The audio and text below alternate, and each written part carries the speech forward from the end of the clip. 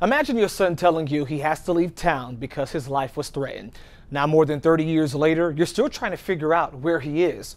Well, one Hopkins woman knows what that feels like. She wants to know what happened to her son, Herman Caldwell Jr. So we're letting you know her story through our series, Watch for Justice. March the 3rd, 1982. Never will forget. The day Herman Caldwell Jr., Ella's son, went missing. I want to know what happened to my child. He always was a good child, and he would try to help me any way he could. So he was a responsible person. It's why he joined the Navy in 1969. She still has part of his uniform. And this picture, it was one of his last. Things seemed to be going well for Herman. Fast forward to 1982, when he told his father he was being threatened. He stayed here for a few days, and next thing I knew, he'd pack up ready to go. And his daddy seen him, and he said, "Son, don't leave home." He said, "Nobody can bother you here." But Herman went to the bank, took $500 out of his savings, and left town. We can only surmise that he went to Charleston to meet this person to pay him some money. Investigators say that person was Leroy Nolan, aka Tony Shelton. He's seen here in a Richland County booking photo. If it looks recent, it's because it is. This is from 2004, but this story really starts back in 1978. That's when Herman Caldwell was attacked by 3 men along the 2300 block of Gervais Street. Caldwell was able to identify one of his attackers, Leroy Nolan.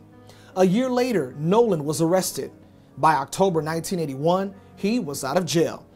And by 1982, that's when Caldwell left for Charleston with his savings.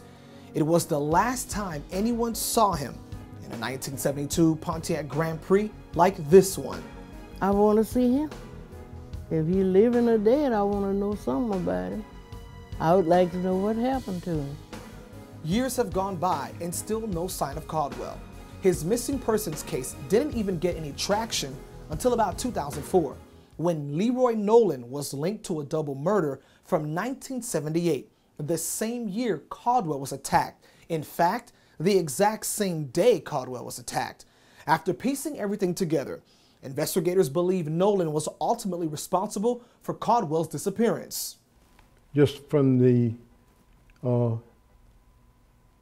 that he signed a warrant against him for beating him up and robbing him back on December 3rd, 1978. About 20 years later, Nolan was arrested. That's when this booking photo was taken. With him in custody, authorities figured it was their chance to find out what happened to Caldwell. Was he murdered? Was he kidnapped? But hope turned into despair.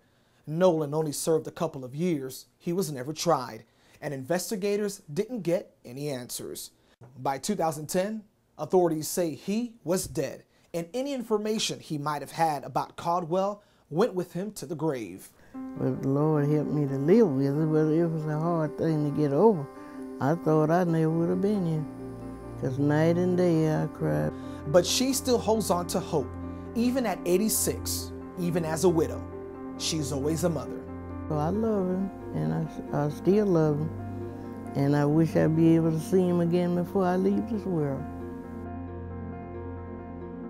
Well, because investigators say Caldwell was headed to Charleston, we reached out to the coroner there.